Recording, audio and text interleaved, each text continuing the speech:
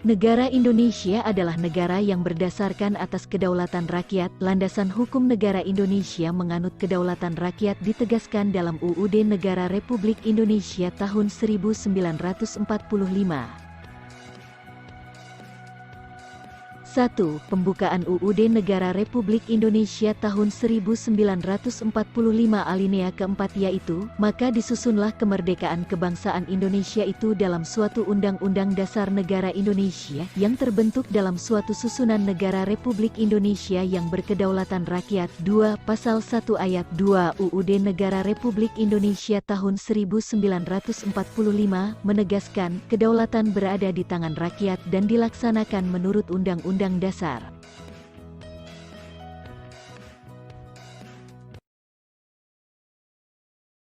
Dengan demikian, pelaksanaan kedaulatan rakyat ditentukan oleh UUD Negara Republik Indonesia tahun 1945. Artinya, UUD Negara Republik Indonesia tahun 1945 menentukan bagian mana dari kedaulatan rakyat yang pelaksanaannya diserahkan kepada badan, lembaga yang keberadaan, wewenang, tugas, dan fungsinya ditentukan oleh UUD. Namun, penyerahan ini tetap dalam pengawasan oleh rakyat, baik secara langsung maupun melalui lembaga yang dipilih atau dibentuk atas mandat rakyat. Ketentuan Pasal 1 Ayat 2 UUD Negara Republik Indonesia tahun 1945 telah mengubah sistem ketatanegaraan Indonesia dari Majelis Permusyawaratan Rakyat (MPR) sebagai pemegang kedaulatan rakyat kepada sistem kedaulatan rakyat yang diatur melalui UUD Negara Republik Indonesia tahun 1945. UUD tersebut dijadikan dasar dan rujukan utama dalam menjalankan kedaulatan rakyat yang mengatur dan membagi pelaksanaan kedaulatan rakyat kepada rakyat sendiri maupun kepada badan, lembaga negara.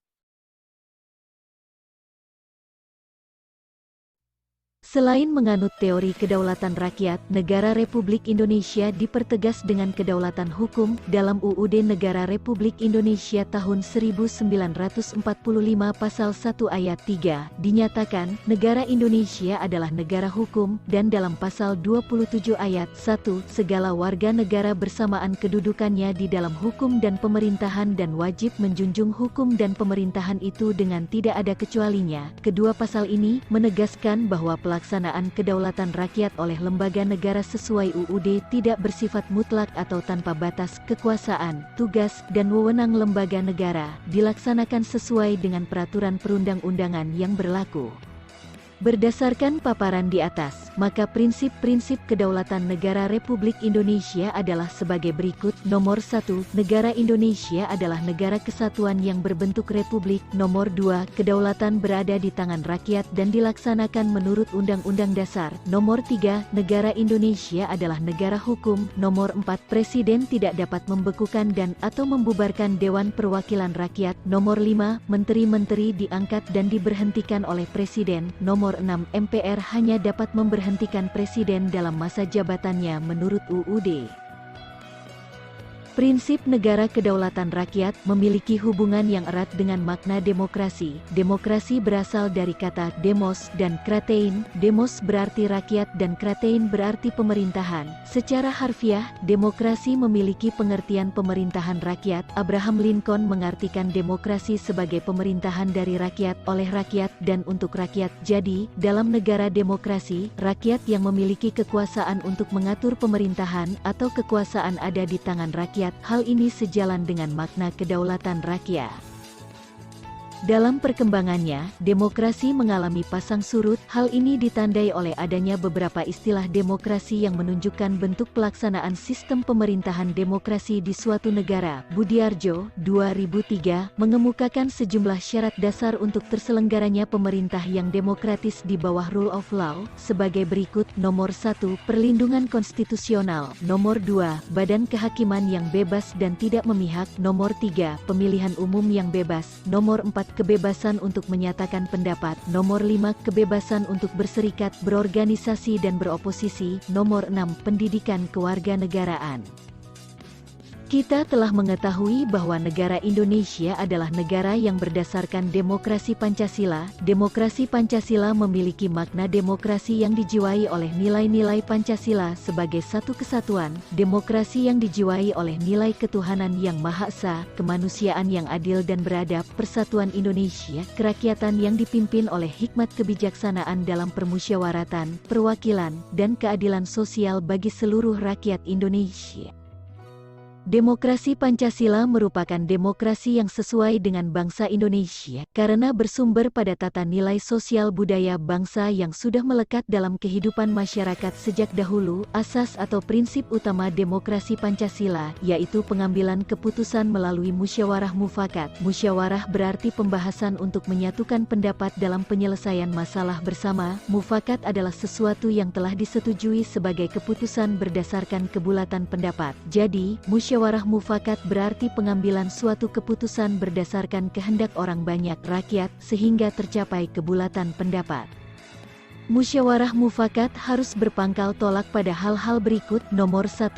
Musyawarah mufakat bersumberkan inti kerakyatan yang dipimpin oleh hikmat kebijaksanaan dalam permusyawaratan, perwakilan. Nomor 2. Pengambilan keputusan harus berdasarkan kehendak rakyat melalui hikmat kebijaksanaan. Nomor 3. Cara mengemukakan hikmat kebijaksanaan harus berdasarkan akal sehat dan hati nurani luhur serta mempertimbangkan persatuan dan kesatuan bangsa serta kepentingan rakyat. Nomor 4. Keputusan yang diambil harus dapat dipertanggungjawabkan secara moral kepada Tuhan serta menjunjung tinggi nilai kemanusiaan dan keadilan. Nomor 5. Keputusan harus dilaksanakan secara jujur dan bertanggung jawab. Nilai lebih demokrasi Pancasila adalah adanya penghargaan terhadap hak asasi manusia dan hak minoritas. Demokrasi Pancasila tidak mengenal dominasi mayoritas ataupun tirani minoritas. Dominasi mayoritas mengandung makna bahwa kelompok besar menguasai segi kehidupan dengan mengabaikan kelompok kecil. Kepentingan kelompok kecil diabaikan oleh kepentingan kelompok terbesar dalam masyarakat. Sedangkan tirani minoritas berarti kelompok kecil menguasai segi kehidupan dengan mengabaikan kelompok besar. Keputusan dalam demokrasi Pancasila mengutamakan kepentingan seluruh masyarakat, bangsa, dan negara. Kelompok minoritas maupun mayoritas memiliki kedudukan yang sama dalam demokrasi Pancasila. Perbandingan demokrasi Pancasila dengan demokrasi liberal dan demokrasi sosialis. Pelaksanaan demokrasi di Indonesia dilakukan dengan dua cara, yaitu langsung dan tidak langsung. Contoh pelaksanaan demokrasi langsung adalah pelaksanaan pemilihan presiden dan wakil presiden, pemilihan kepala daerah dan wakil kepala daerah, serta pemilihan kepala desa. Dengan demikian, wakil rakyat dalam pemerintahan negara Indonesia ditentukan secara langsung oleh rakyat yang telah memenuhi persyaratan, bukan oleh lembaga perwakilan rakyat. Contoh pelaksanaan demokrasi tidak langsung adalah adanya lembaga perwakilan rakyat yang bertugas untuk menyampaikan aspirasi dan amanat rakyat dalam pemerintahan. Wakil-wakil rakyat yang akan duduk di DPR, DPD, dan DPRD dipilih oleh rakyat secara langsung melalui pemilihan umum. Peranan rakyat dalam pelaksanaan demokrasi di Indonesia dapat dilihat dari cara berikut. Nomor 1. Pengisian keanggotaan MPR. Karena anggota MPR terdiri atas anggota DPR dan anggota DPD. Pasal 2 ayat 1 UUD Negara Republik Indonesia tahun 1945.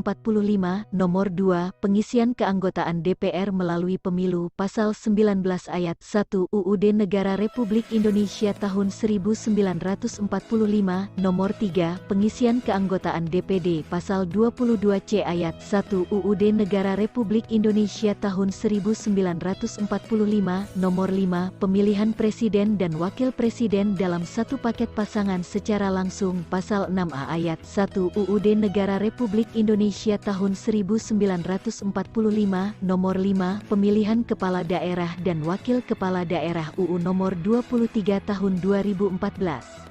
Pemilihan umum merupakan perwujudan dari kedaulatan rakyat dan demokrasi. Selain itu, peranan rakyat dalam mewujudkan kedaulatannya tidak hanya melaksanakan pemilu, akan tetapi dapat dilakukan dengan cara berperan aktif memberikan masukan, usulan, dan kritikan objektif kepada pemerintah serta mengawasi jalannya roda pemerintahan. Penyampaian suara itu dapat melalui lembaga perwakilan rakyat, melalui media massa, atau dengan cara berunjuk rasa sesuai dengan aturan perundang-undangan. Pemilihan umum sebagai sarana perwujudan kedaulatan rakyat dan demokrasi dilaksanakan berdasarkan asas langsung, umum, bebas, rahasia, jujur, dan adil, luber dan jurdil. Hal tersebut sesuai dengan Undang-Undang Nomor 7 Tahun 2017 tentang Pemilihan Umum Pemilu menyatakan bahwa pemilihan umum anggota DPR, DPD, dan DPRD diselenggarakan secara demokratis dengan asas-asas sebagai berikut. Asas Pemilu Nomor 1, langsung. Asas langsung mengandung arti bahwa rakyat sebagai pemilih memiliki hak untuk memberikan suaranya secara langsung sesuai dengan kehendak hati nuraninya tanpa perantara. Nomor 2, Asas Umum. Asas umum mengandung arti bahwa semua warga negara yang telah memenuhi syarat sesuai dengan peraturan perundang-undangan berhak mengikuti pemilu. Hak ini diberikan tanpa melihat jenis kelamin, suku, agama, ras, pekerjaan, dan lain sebagainya. Nomor 3, Asas Pemilu Bebas. Asas bebas memiliki makna bahwa semua warga negara yang telah memiliki hak dalam pemilu memiliki kebebasan untuk menentukan pilihannya tanpa tekanan dan paksaan dari siapapun. Nomor 4, Asas Pemilu Rahasia. Asas rahasia memberikan jaminan bahwa para pemilih yang melaksanakan haknya dijamin pilihannya tidak akan diketahui oleh siapapun dengan jalan apapun. Nomor 5, Asas Pemilu Jujur. Asas jujur mengandung arti bahwa penyelenggara pemilu, aparat pemerintah, peserta pemilu, pengawas pemilu, pemantau pemilu, pemilih, serta semua pihak yang terkait harus bersikap dan bertindak jujur sesuai dengan peraturan perundang-undangan. Dan yang terakhir nomor 6, Asas Pemilu Adil. Asas adil menjamin bahwa setiap pemilih dan peserta pemilu mendapatkan perlakuan yang sama serta bebas dari kecurangan pihak manapun. Makna demokrasi dalam perkembangannya tidak hanya dalam arti sempit di bidang pemerintahan, namun saat ini sudah meluas dalam berbagai bidang kehidupan. Prinsip demokrasi diterapkan dalam berbagai kehidupan seperti persamaan derajat, kebebasan mengeluarkan pendapat, supremasi hukum, dan partisipasi rakyat melandasi berbagai kehidupan di lingkungan sekolah.